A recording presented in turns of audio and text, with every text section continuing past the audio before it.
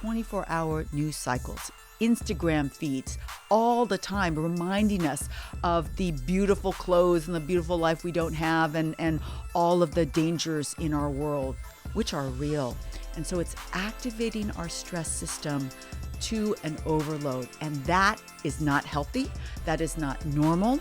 And good anxiety gives you a huge list of tools to start to address that overload of stress and anxiety.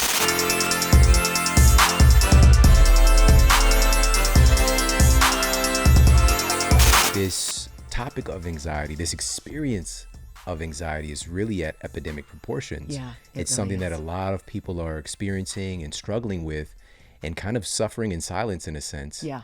And you've really helped to turn this thing on its head. And the fact thank you. for me that I love so much about you is that you're a neuroscientist. Yes. So you can actually look at this from that lens and also the practical lens. Yeah. So the first thing I want to ask you actually is a little bit different. I want to ask you, what is anxiety and where does it stem from in the brain? Yeah, that's a great place to start. So anxiety is simply defined as that worry for an imminent possible event or worry about uncertainty. So look around, pandemic, Delta variant.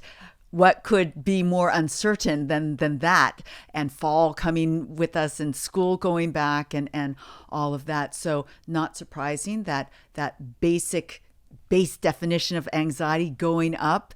And, before the pandemic, 90% of the population raised their hands when asked, do you feel anxiety during the day? That has clearly gone up. And so this is something that we're not suffering all alone. Look around the room. 90% plus more people in this room are feeling these same feelings as you are. So that's the important place to start. So where does it stem in the brain? So it stems from our stress response system. This is an evolutionarily ancient system that was developed, and this is a key point in the book. The stress and anxiety response system was evolved to protect us. It is a protective mechanism. And I like to say that over and over again, because all of us, including me, it's like, stress, anxiety, just get it out, just make it leave. But this is one of the key messages in good anxiety. At its core, it is protective. How can we reshape and refunnel the activation energy in stress and anxiety to help it protect us more, get back to that core feature? And so how do we do that? Everybody's heard of the fight or flight response. It is undergirded by a part of the nervous system called the sympathetic nervous system. That's automatic. If there is a danger or a possible danger, what happens? Your heart rate goes up, your respiration goes up, all your blood leaves from your digestive and reproductive systems, goes to your muscles to allow you to either fight or run away. And that happens whether there's a lion coming at you or whether there's a big worry of global warming, pandemic, all these things. Even the threat of that possibility, that anxiety, can activate the same system. So that's where we're getting tripped up in our modern society. Way back 2.5 million years ago, our ancestors had the same system. But they weren't bombarded with stress and anxiety every single day. There's an occasional lion that might come our way, and we can run and get rid of it and then go back to normal. Today, 24-hour news cycles, Instagram feeds all the time, reminding us of the beautiful clothes and the beautiful life we don't have, and all of the dangers in our world, which are real. And so it's activating our stress system to an overload. And that is not healthy. That is not normal.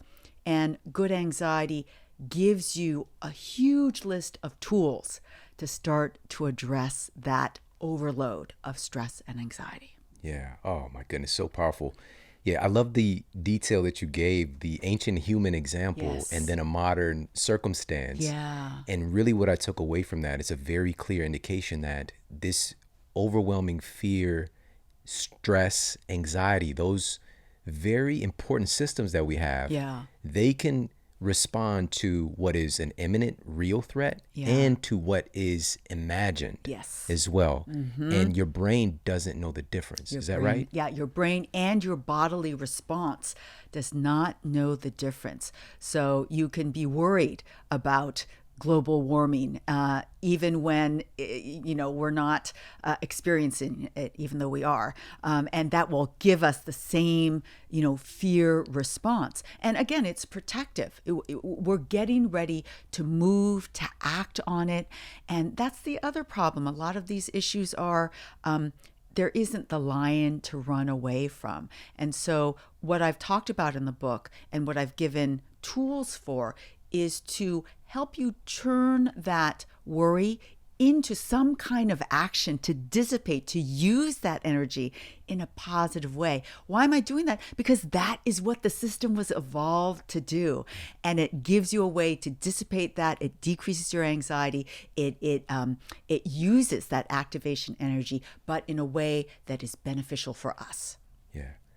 So this experience, so first of all, I want to reiterate this.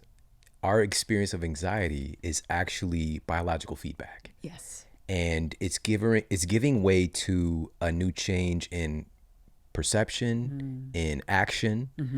And our issue, though, and I want to ask you about this, instead of addressing this critical feedback that the anxiety is giving us, and also I want to mention this too, that the anxiety can be that the superficial thing that we see, but it can be something that's unconscious, potentially, that's driving the anxiety. Yeah, sure. But so it can be used more of an investigative tool. Yes. Right? Yeah. But in our society today, we often utilize things to basically suppress it. Exactly. And so what are some of those things that we tend to do, like drinking, for example, or maybe being on social media and potentially making it worse. Right.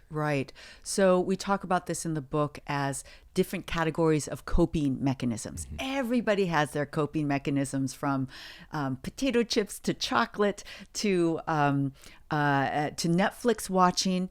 And there are definitely more positive coping mechanisms. If you turn to meditation, if you turn to calming breath work, positive coping mechanisms.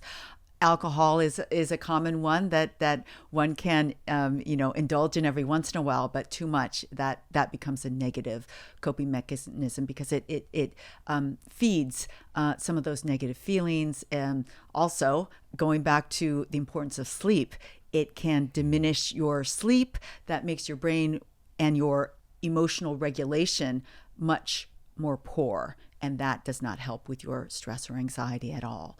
So there are different categories we talk about. And one of the exercises is to take a look and list out your particular coping mechanisms and start to categorize them.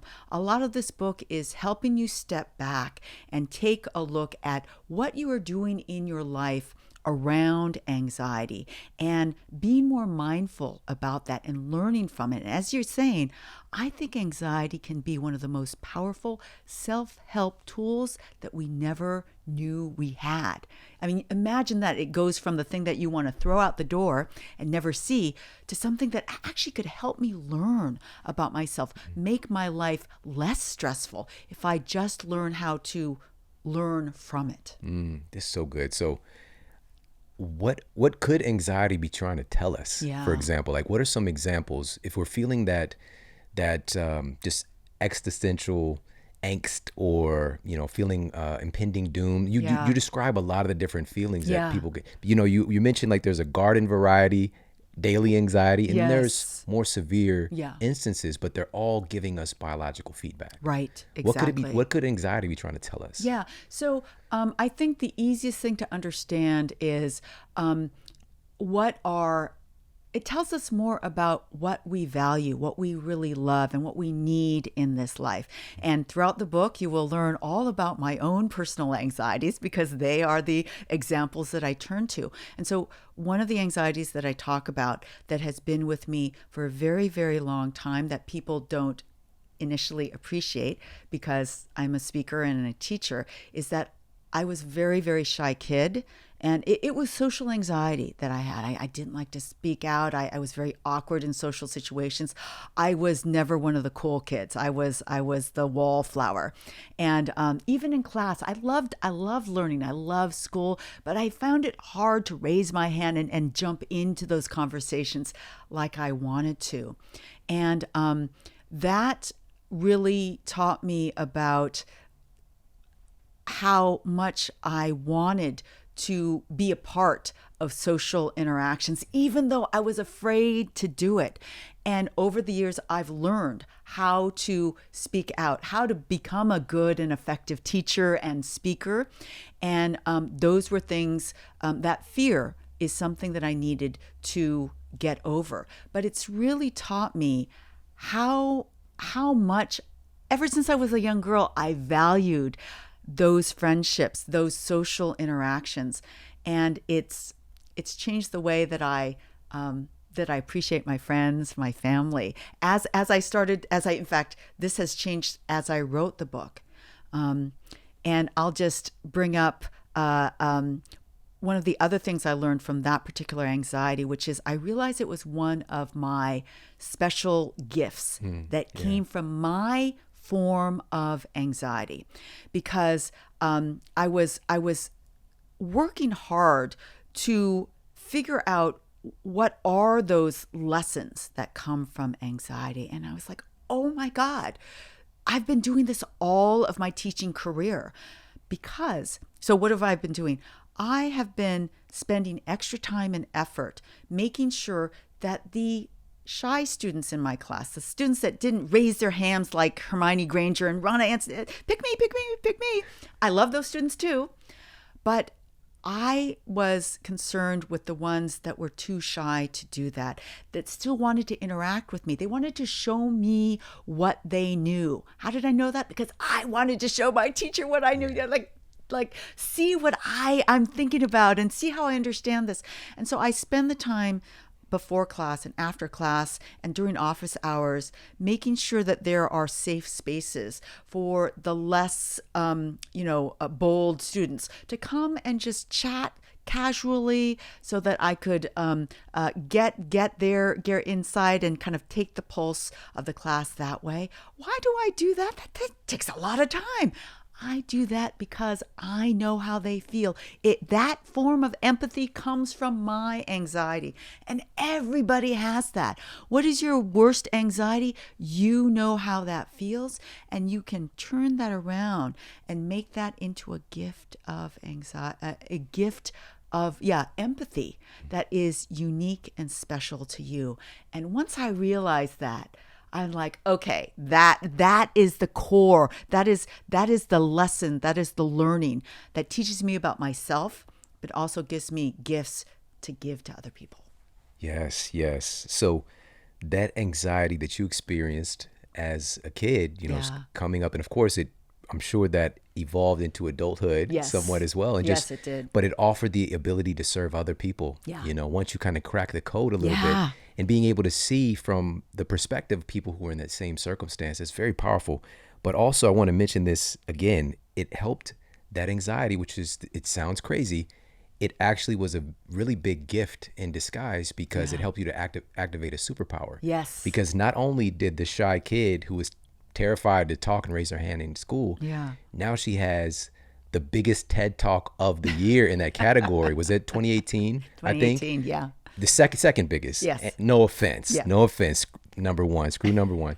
But that is a massive deal. You stood on stage and you created such a connection to the audience, stood in your power to the degree that it became that popular. Yeah. So it's like a superhero story, but you could have just used that anxiety and just stayed in it. In a sense. And or using coping mechanisms, which I want to circle back to.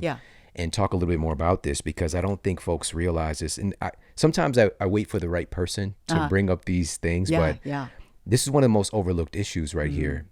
So another we mentioned alcohol can be a coping mechanism. Sales for alcohol exploded when the pandemic hit, but also drugs, both prescription and non-prescription. In 2020, drug overdose deaths hit the highest number ever recorded. Wow, I didn't know that stat. So that's another big issue. And again, it's one of those things we can mask symptoms. Yeah. We can try to suppress what this biological feedback is trying to give us, which again is it's offering up a new change of perception, a new way of living, some kind of opportunity, but we suppress it. And we mentioned food being another suppressive factor, television, social media, and these things often not just suppress, but they can end up making things worse. Yeah, absolutely. Absolutely. Even though they feel so good at the moment. I mean, that is their draw. And I think that part of the kind of jujitsu move that I tried to lay out for people in Good Anxiety is that if you lean in to those feelings, those negative feelings, and I know I'm asking something big, like I'm not saying come to me, it'll be all happiness and rainbows, but the thing I found myself doing as I wrote this book is I found myself making friends with my own anxiety, not treating it as the thing that I was about to kick it out because I never want to see it again, but really treating it as part of me that needs attention. And I'm not saying that I can do this when I'm at the depths, when it's, it's really, really bad. But when you're in a better state, think about what this information is giving you. Why are you turning to the alcohol? Why are you turning to the chocolate? And can you use that and turn it into a different kind of action? So you might think, I have a great action. I just get that bottle and I'm going into my activity. But one of the other best gifts that I got from this book came from a lawyer who I was describing the book to. And they said, I am the high-paid lawyer that I am because of my anxiety. And I said, oh, do tell. And she said, I have this to-do list that comes and becomes overwhelming. It's actually not a to-do list, sorry. It's a what-if list. What if the other side makes this argument? What if the judge does this? And then I'm going to lose my whole case and I'm going to be, a lawyer without a job. And that resonated with me because when I am kept awake from my anxiety, it's because of that what if list. What if they ask me a really hard question on the podcast? What if I can't answer? What if I forget, something I wrote about in the book? All these terrible things that come up. And so what did she do? What did this lawyer do? She simply turned that what if list into an action item list. And doing that, she ended up filling all the possible gaps in the case that she was building and dotting all the I's, crossing all the T's. And in filling that out, she diminished her anxiety. She, instead of, using alcohol and chocolate, she did a positive action, used her own what if list that was coming up because of her anxiety. And that is that jujitsu move. Why don't you just take that and address it? Address each one of them or address all of them that you can. Some of them you might not be able to address. What if the planet explodes? Okay, sorry, you can't really do that. But what if, there's this argument? What if they look at it this way? What if they ask me this question? Well, I could prepare for all of these questions that Shawn might be there asking me, being curious about, and I'm going to feel so much better because I'm going to feel like I have that answer. I know my stuff, and it becomes a superpower. It really does. And all of it's a learning opportunity, yes, regardless of how it goes in a sense. And also we're so adaptable. We don't give ourselves credit for this. We tend to think that this thing that's happening is permanent. Yeah. I'm just stuck in this anxiety is who I am. Right. I'm an anxious person when in reality, and I want to ask you about this Professor Diamond's work. Yeah. Really starting to demonstrate how adaptable we are and how the plasticity of the brain. So let's talk about that. Yeah. So that is such a great topic because at the core of this book, and the reason why I'm optimistic that anybody that has this kind of everyday anxiety can learn to adapt is because for the last 25 years, I've studied brain plasticity, the brain's amazing ability to learn and respond and adapt to the environment. There's different categories of brain plasticity. There's positive brain plasticity that allows you to adopt, and this is what I write about in Good Anxiety. There's negative brain plasticity, and here we go back to our negative coping mechanisms. Like, oh, I tried, let me just try alcohol. Let's see whether that's helpful. And alcohol, long-term alcohol, it's not good for your brain. It's not adaptable. But our brains are the most complex and amazing structures known to humankind. And that brain plasticity, the ability to learn and adapt, is on the top of that list of things that make the human brain so amazing. We have that capacity, every single brain. And I like to remind people, I'm not talking about Einstein's brain, Marie Curie's brain that is most amazing. I'm talking about your brain, the one in your head. It has the capacity to learn, to grow, to adapt to the environment. And so the toolbox that I talk about in Good Anxiety taps that ability. Let's shift our perspective, shift our mindset, turn a what-if list into a to-do list. That is an example of positive brain plasticity. You can't do it when you're at the depth of an anxiety attack, but use some of the coping mechanisms. Breath work is one of the easiest direct ways that you could help yourself get out of those feelings of anxiety. And once you have it in a manageable way, that's when you can turn your anxiety into something good for yourself and for your life. Oh, so good. So let's talk about the environment that influences all of this as well. Yeah. Because, I come from an environment where it's more similar to the other mice in the study from Professor The Professor impoverished Diamond. environment, are you talking about? And so, but then there's the Disneyland type environment as well. So let's talk about that, because I think this leads into our template in a sense when we're dealing with life as we get older. Right.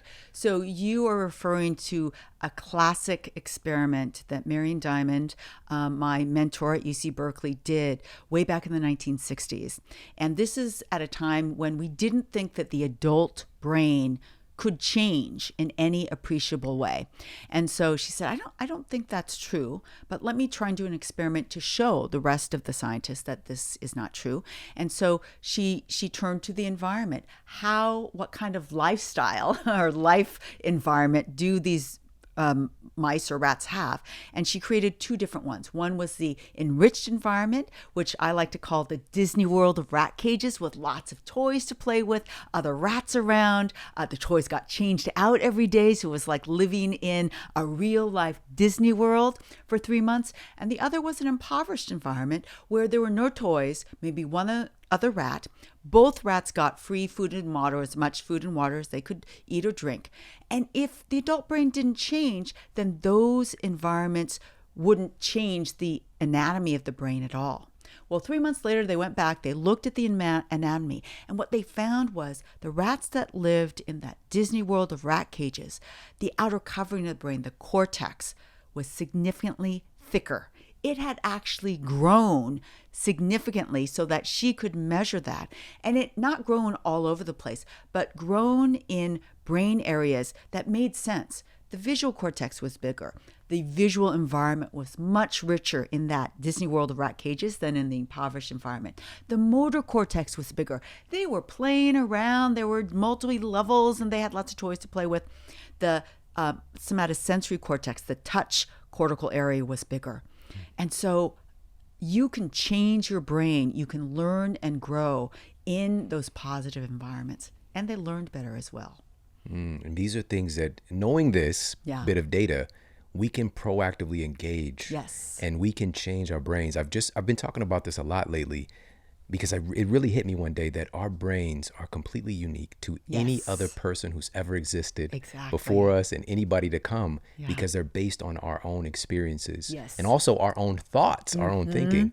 And so it's incredibly powerful, and we can create our own virtual Disneyland, for ourselves, externally and internally, especially. Yeah. And so it's very empowering to know that, because we're basically, one of the things I've also been thinking about is that why is as Michio Kaku said, the human brain is the most complicated organ in the known universe. Yes. Why is it that it's that powerful, but yet so fragile? Yeah.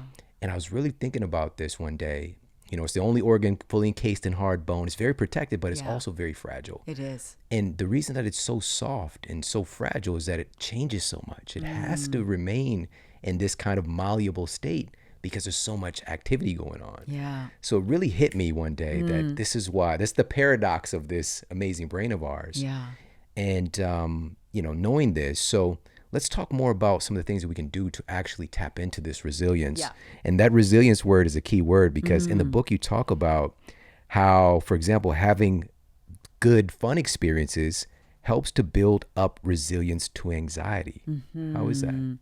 Yeah. So, you know, resilience comes from appreciation of the positive experiences that we have in our life. But the other important aspect is imagine if all you had was positive experiences, what we would call a positive experience. That would turn into just normal. It's positive, but because we have negative, more a different kind of experience to compare and contrast. And this really gets to our whole cavalcade of emotions that we have. We tend to want to migrate only to the happiness and the joy. Don't get me wrong, I love happiness and joy, but it's only the happiness and joy that we imagine, because there's also the sadness and the worry and the anxiety as one of the emotions. Those are critical emotions as well. And I think part of resilience is that very practical appreciation of all kinds of emotions, and not kind of giving into the dream or the non-realistic idea that we could be happy all the time, that happiness is the goal of our whole existence. So it's about realism about our emotions and appreciating those quote unquote negative emotions. I hate that because we don't have any other thing to call them. They're not negative. They're different kinds of emotions that are protective, that help us. They tell us what's good and bad about our lives. What if we didn't have that? Right. We would be puddles of just Netflix watching, TV watchers all the time, just to be happy all the time. Have you seen that movie WALL-E? By chance? Is it animated movie? Yeah, no, I know it, but I didn't see it. Yeah, basically the premise is that humankind does evolve to being that Netflix watching, sitting, literally just you're in a chair that gives you everything that you need. Yeah. And what's so crazy is that hearing what you just said, and I just sprinkled a little bit of this earlier when I asked you an earlier question, but that impoverished environment that I was in prior to that, really my earliest memories, I live with my grandmother, which was the Disneyland version. It was incredibly enriching. Everything about it, so many wonderful experiences, all wonderful toys and wonderful education opportunities and friends and safety and certainty and all these things were laying down and wiring my brain for a certain experience. But then, my grandmother moved away and I moved with my mother and stepfather. It's a completely opposite environment. A lot of violence, a lot of uncertainty, a lot of, you could see the alcohol and drug use and all these different things. And my brain had this template. So now I'm experiencing the challenge. I'm experiencing a place where now the anxiety and the worry are bubbling up. Yes. But I also have this template of strength that I've built. Yeah. And I know that I'm not going to be this. Yeah. I'm going to last beyond this circumstance. I'm going to make the best of it.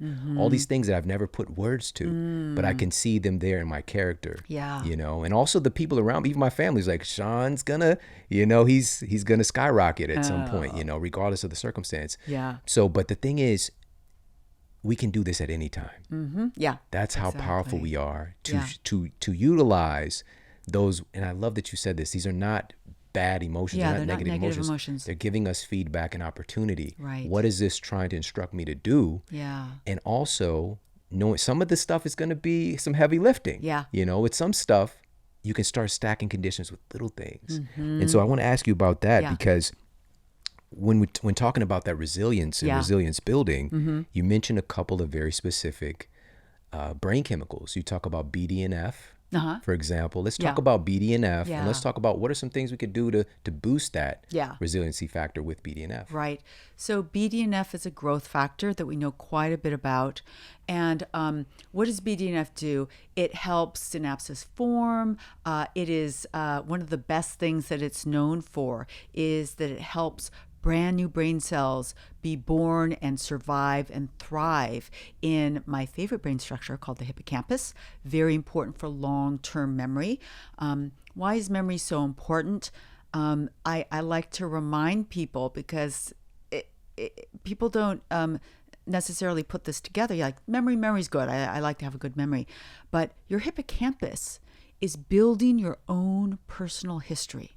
Who would you be without those memories of your grandmother? And then moving to your mom and stepdad's house. You would not be Shawn Stevenson if you didn't have those memories. And that is because you have your hippocampus. And BDNF builds more brain cells in your hippocampus that makes your memories more, makes your memory work better. In fact, the new brain cells that get born today in adulthood relative to the ones that have been there since you were born, they actually get incorporated in memory circuits more easily than the older ones. So I think of them as like teenage brain cells. They always want to be involved. So BDNF, you want BDNF to be in the brain, to have that happen, because I want the biggest, fattest, fluffiest hippocampus that I could ever have. How do I get that? What is the secret ingredient? Moving your body. Exercise, and particularly aerobic exercise, that is simply exercise that increases your heart rate. That does not necessarily mean, have to become a marathon runner. A good power walk, a walk up the stairs is aerobic. So start with that. Know that counts. That is increasing levels of BDNF in your brain. And so imagine, I like to give the analogy that every single time you work out, you move your body, you are giving your brain this wonderful neurochemical bubble bath of features of proteins, including BDNF, but also neurotransmitters that you might have heard of: dopamine, serotonin, noradrenaline. So that is the image that I want to give everybody, so that they realize every time I walk farther in Costco around the store, I'm giving my brain this bubble bath. Every time I go for a walk, every time I take my dog for the walk, I'm getting this bubble bath and I'm strengthening my hippocampus. Yes, making your brain more resilient. Yes. I shared this on an episode, this was years ago, and it was a peer-reviewed study, and they found that strength training does in fact make folks more resilient when put up against different stressful tasks and things like that. So we've got the aerobic side, we've got just the most important thing that you said is moving your body. Yeah, moving your body. And I'm a big proponent of moving your body in a way that you enjoy as well. And I know that you are too. Yes. So whether that's roller skating, whether that's playing tennis, or if you've been watching the Olympics, badminton. Oh, have you seen this? It's hard. You've got to be like a gazelle with a racket to play, badminton. For some folks, they could see that like, I could do that. Nah, it's a whole different ball game. The ping pong, though, that's another one of those things. Just like, are you a robot? Yeah. Like it's so crazy. Yeah. So, but anything that you feel good about, but also incorporates movement. Our genes expect us to move. Yeah. And so it's just tapping into being more human. So I love that. I love that you mentioned that. And also another one you talk about in the book, and I talked about this in my book, my most recent one as well, NPY. Yes. So neuropeptide Y. Yeah, neuropeptide Y, really important for resilience. Studied in soldiers that do or do not develop PTSD. And that is one of the factors that can be identified. If you have more of that, that is better for your overall brain resilience. We don't know how to enrich our brains specifically with neuropeptide Y, but I like to share with people that, all of our life experiences, particularly those challenging ones, those ones that come with some pain, including including weight training workouts. Every single one of those experiences help build certain aspects of our resilience. And sometimes you get a big shot in the arm of it and you think, I'm never going to get out of this. But you come out and you come out changed with more resilience. And I think it's important to realize that and not welcome it, but know that with great pain comes the wisdom and the power of resilience. Yeah. And it's amazing that we get to talk about all the different chemistry taking place, but it boils down to these real world principles as well. Yeah. And but just a little sidebar with NPY and that PTSD resilience. I talked about in the context, like we know it's associated with our appetite, for example. And this just looks at how all of these things are really connected. Like we tend to separate these things in parts, and it's great to talk about, but our brains are so interconnected with our bodies. Right. And, if we talk about, the hypothalamus, for example, being like an integration center is kind of how I think about it.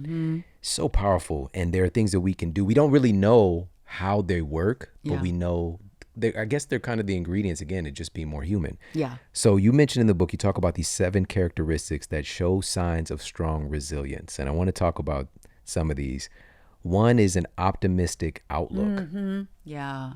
Why is that? How's that playing into it? So it really is, people that are optimistic are really experts at mindset.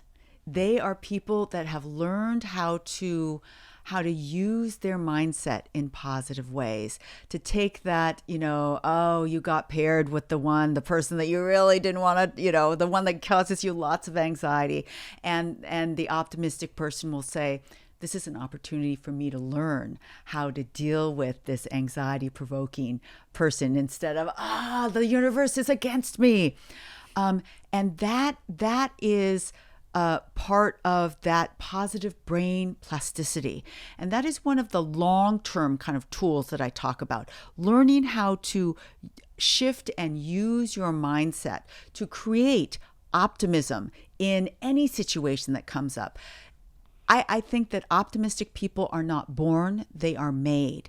And they are always working on, what is that? What is another way that I can look at this situation? And that is part of the kind of homework or practice that we give that I give in Good Anxiety to build that muscle of optimism. Yeah, so good. So another one is social support. Yeah.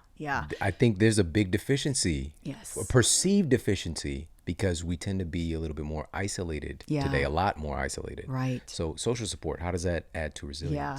So just like we were evolved as humans to move our bodies, we were also evolved to be social creatures.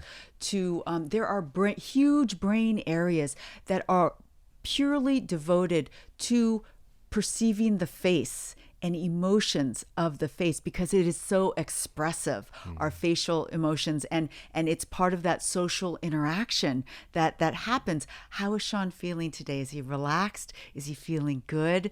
Does he have that beautiful smile that I always see on him? And I know that he's feeling good, or is there some tension there? And we're so good, we're so good at identifying that in other people, because we've evolved to do that. And so when we're cut off, when we are isolated or isolate ourselves because of how our society has developed, we lose something. We get lonely. There's a minister of loneliness in the UK. I always noted that it's so pervasive, this kind of epidemic of loneliness. They created a minister to try and alleviate that. But you don't necessarily need a minister. You need, or a governmental, person to help. Turn to those people, friends, families, neighbors, even the people that you see in your everyday interactions.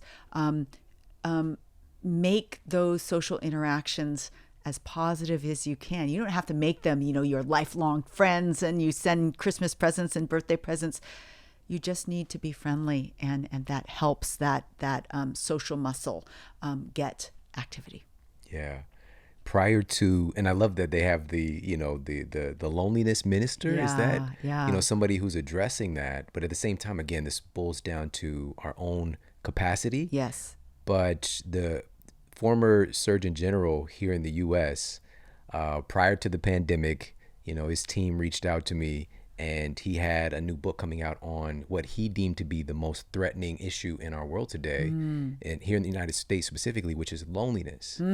Yeah. And I mean, at first glance, it's just like, that's a tough pill to swallow. But then I start to look at some of his evidence, and I was like, oh, wow, this is really, really a problem. Right. And then the pandemic happened. So talk about taking that loneliness and just amplifying. Absolutely. I mean, strapping it to a rocket. Yeah. And then we try to pivot a little bit. Some folks did to social, online interactions, which again, there's a layer there that's helpful for sure. Yeah.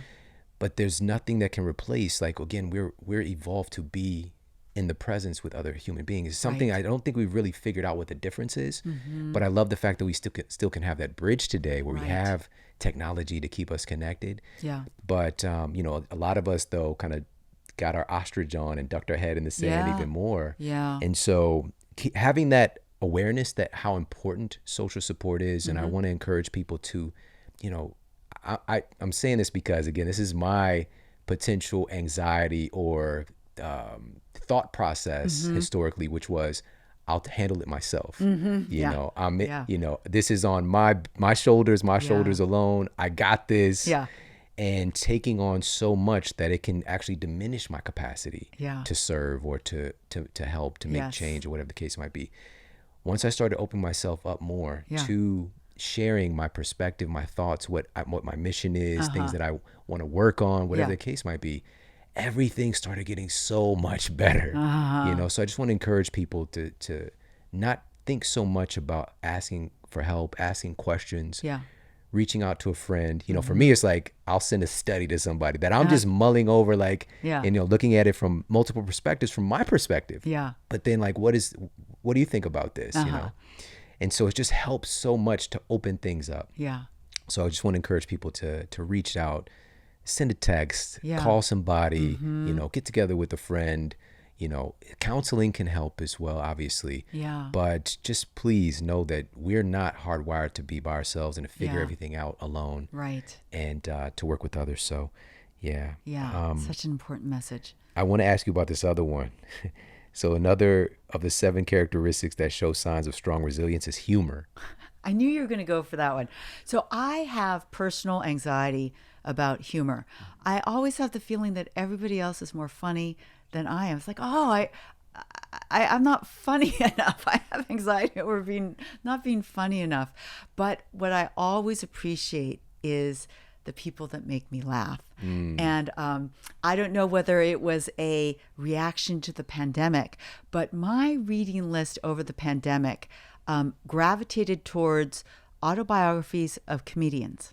And so I read the autobiography of Steve Martin during his stand-up days, Billy Crystal, Martin Short, Colin Jost, Lorraine Newman, and I just love them because they are both amazing and humorous storytellers. And also maybe it reminded me of Good Anxiety because you learn about often there's pain and there's suffering in their background that informed this performative drive to make others laugh and to bring joy to the rest of the world. And it's like, I see some of that magic when I read about your full story. But part of it is like, I've always wanted to be more funny. Even that, and this is another thing that's a quality about us as humans, just wanting to engage, to laugh, to have a good time. And also knowing that it's contagious as well, isn't it? It's so contagious, smiling, laughter. It's very difficult, If somebody, you might not even know who they are. You might not know what's going on in their life, but you see somebody just cracking up, dying, laughing. It's just like, you kind of giggle. Like, what's so funny, Yeah. And, but with that said, I think that as far as resiliency, this one really jumps out at me because moving away from humor could make the anxiety stronger in a sense, Yes. make things where everything is so serious, everything is so, black and white. Yeah. And we can't find the humor in it or the lightheartedness. Right. Like today there's this, kind of running joke that, people are just looking for ways to be offended, for example, especially by comedy, and so these comedians, like I think about George Carlin today, like how would he even exist in a medium like this when, through his time, he was such a warrior of insight in a sense, and also just that humor lens, because, also making things so that even tough circumstances and things that are difficult to talk about, when you bring humor into it, also engages the brain in a different way. It does. It really takes a certain kind of genius to be able to do that. And I've just always admired that. And not going to be on the stand-up stage anytime soon. Listen, but so I didn't tell you this, but we're going to give you 5 minutes at the end of the show for your stand-up. I'm just kidding. Okay. I saw you saw the tensed up a little bit. Yeah. It's like, no, you're just okay. So I'm going to use my deep breathing because you just made me anxious. Perfect. Right out the superhero utility belt. Sorry. I just picture you as Batman with the utility belt, and I'm a very visual person. All right, so again, you talk about this more in depth in the book. We've got these 7 characteristics that show signs of resilience. I want to hop over to a couple more things I want to ask you about. One of them is digging a little bit deeper on that optimistic outlook, because I think that can sound a little Pollyanna? Little Pollyanna, a little fluffy, a little cloud-based. But you talk about cultivating an activist mindset in the book. Let's dig in and talk about that more. Yeah. So, it's another variation of an optimistic mindset or a growth mindset. It's really gets down to, what can I learn from this? Life is an opportunity of learning. It's not an opportunity of, is this a good experience? Is this a bad experience? Is this, going to be a good day or bad day? It's all days to learn something new and to try things out.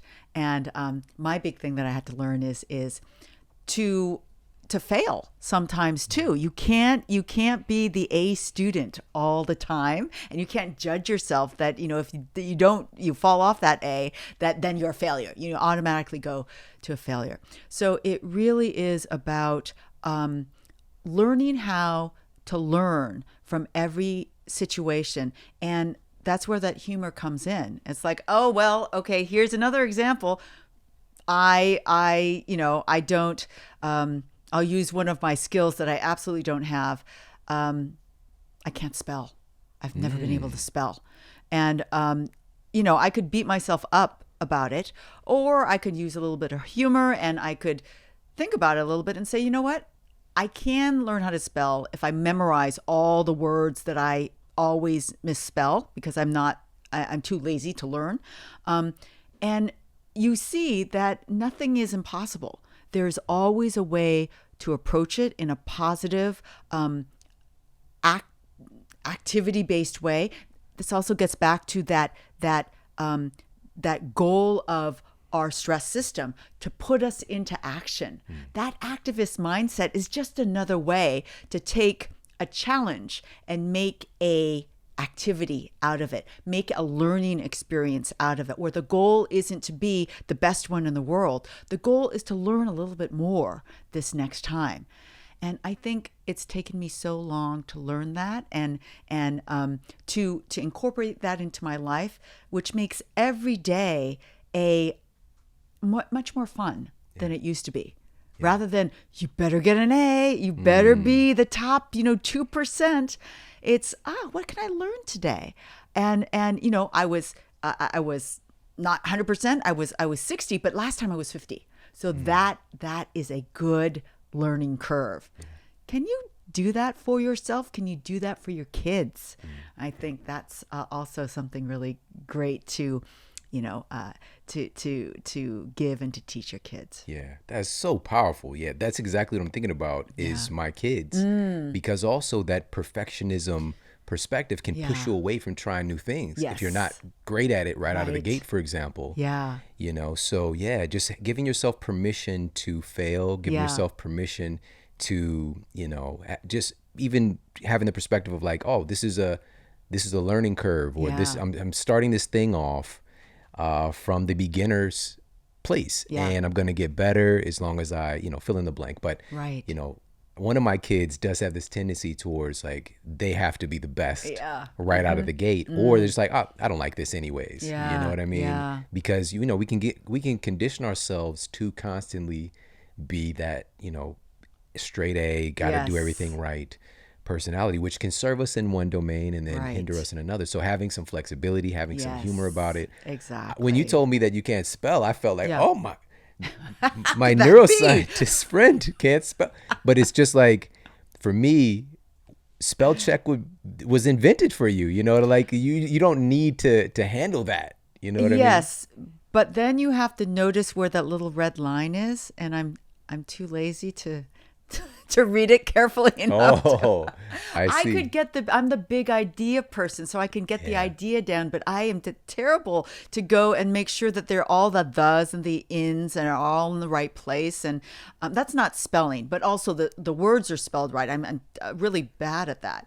So, well, actually, so after we wrap here to close out the episode, we're going to have your 5-minute stand up and a spelling bee. A spelling bee, yes. All right. So be ready.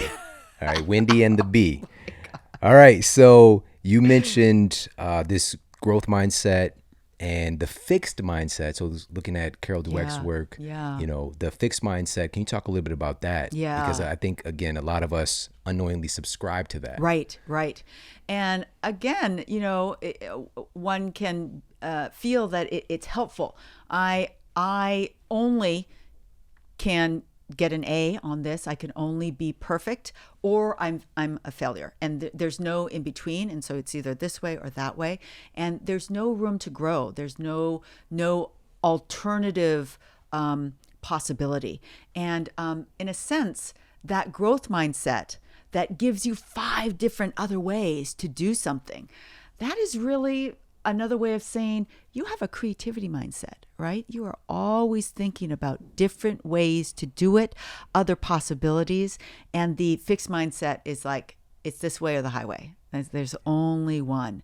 And it really is not tapping one of our most valuable brain functions, which is creativity and the vision to be able to see multiple possible outcomes. This leads to the next thing I want to ask you about, which is, how does creativity actually help to boosting our creativity, help to reduce our experience with anxiety? But before we get to that, I want to reiterate this point when we're looking at this fixed mindset and every day, and I want to just implore people to think about this, is you don't have to take this on, but this has just been helpful for me. I decided many years ago that every day I'm going to just get 1% better. I'm just going to wake up today and I'm going to do something that makes me at least a little bit better. And that's really helped me to go to bed every day feeling accomplished, because I know that I got a little bit better. It might be a little bit better with my fitness, a little bit better with my, my education, whatever the case, a little bit better as a parent or a husband. And so just striving to get a little bit better each day, because this is one of our needs as humans. We can try to stifle that, but we have a basic need for growth. And this is our brain is, again, it's constantly looking for things to engage with, and so you can take on that, but also understanding that fixed mindset can show up and kind of be that stifling mechanism, where we don't necessarily engage with things that can grow us and move us forward, because, and this is the point I want to make, it's moving into discomfort, you know, and Yeah. so getting a little bit more comfortable with discomfort. Yes. So I just want to mention that in Yeah. the context of the fixed mindset, because when you are coming with the perspective that there's only one way, Yeah. and this is the only way, we're missing out on the fact that truly, I mean, in so many instances, it's not just 2 ways or 5. There's like Right. 1,000 other ways, Right. but we can limit our ability to see that with that fixed mindset. So, question: Yeah. how does boosting our creativity potentially help with our anxiety? Yeah. So I'm going to flip that around and I'm going to say that having anxiety is a wonderful way to help boost your creativity. Why? Because in anxiety, there are many different kind of emotional regulation. There are kind of environmental changes that you could make to improve your anxiety level. That is a wonderful exercise in creativity. I'm about to have a meeting with the person that makes me the most anxious in my life. How do I mitigate that anxiety? What kind of mechanism can I use? And we give lots of tools in the book about preparation, putting yourself in a nice calm mindset before you go there. If trigger issues come up, you can kind of deflect that and go to other things that are planned. You know what you're going to talk about. You can do that thing where you say, I'm really anxious about this conversation and I really want to try and make, the best outcome as possible. Just, address it fully presently. Those are all creative mechanisms that you have and you're probably already using to deal with your anxiety. But you don't maybe categorize it as creative mechanisms. Think about it as creative mechanisms, kind of enrich that practice of creativity. And that's how your own anxiety can help enrich your creativity to help your anxiety. The other way I talk about the relationship between anxiety and creativity is that sometimes our biggest challenges in our life, that includes the anxieties that we have, stimulate some of the biggest creative kind of bursts that we have. And you can read biographies of lots of creative people where all of these challenges have defined the beautiful creative burst or thing that this person is known for. And without knowing that backstory, you think, oh, this person is just, bursting with creativity. No, it came because, the poet had dyslexia and couldn't read quickly and instead had to read very slowly. That gave him the appreciation of the rhythm of the language or the sadness that comes from that informs songwriting of some of our most famous songwriters. I'm pulling my examples from a wonderful book called Spark: How Creativity Works, written by my friend Julie Burstein, who has interviewed on her show Studio 360 some of the most creative people in the whole world and has categorized where this creativity comes from. I talk about her and I quote her in Good Anxiety. And for so many of our most creative people in our world today, a lot of their creativity comes from those negative emotions, those hardships that they have endured in their life. So anxiety becomes a source of creativity. And people don't think about it that way. But what if that is the case? That is a superpower. A little known and underappreciated superpower of anxiety. Absolutely. Should we choose it? Should you choose to take on the challenge? So the last thing I want to ask you about, and there's obviously so much in the book. It's one of my favorite books of the year. I want to make sure that everybody picks up a copy. You provide a lot of insights and tips, like what can we do? And this is why I'm a very practical, we have to give some practical things. Yeah. And so this section is worrying well. Ah, yes. And these are tools to calm, flip, and transform your anxiety. And again, there's so much here. Let's just talk about one or two things. We already mentioned and there's so much science on this, the importance and value in movement. Yes. But what are some of the other things we can look towards? Yeah. So one of my favorite tools to help flip bad anxiety to good is a tool that I describe that basically brings more of those positive, yummy, funny emotions into your life. And I love this tool because it uses a trick from my 25 years studying the hippocampus and how memory works. So this tip is called joy conditioning. So would you like some joy conditioning in your life? Yes, please. Yes. Okay. So here's how it works. I want you to think about a lovely memory that is infused with whatever good emotion that suits your fancy right now. It could be a funny one, funny with your family, funny with friends, or just a joyous one, or just like a moment of awe in your life. And then try and choose one that has an olfactory, stimulation associated with it. Maybe there's the smell of Lake Tahoe or, whatever, wherever you were. Why do I do that? Because I know that the olfactory sense has as a direct connection. There's only one synapse, one connection between the olfactory bulb and the hippocampus, which is why olfactory stimulations and reminders can be so evocative of a memory. We've all had that experience where you smell something and say, "Oh my God, I've transported back to my piano teacher's home," because that's how it smelled. So how does it work? Let me give you my example. My example that I use all the time for my joy conditioning is a yoga class that I took. And I crushed it. Like, I did so good in this yoga class. I was doing all the moves, up, down dog. I flipped my dog. And, it was all great. And I felt so good. And I was in the best move that I do in yoga, which is Shavasana. I was in Shavasana. And so feeling really good. And the teacher came around unexpectedly. She had lavender hand lotion. She kind of waved it under my nose. So I got this whiff of wonderful lavender. And then she gave me the most luscious 5-second neck massage that I've ever had. Unexpected. I was like, what could be better? I'm feeling good. I'm getting this neck massage.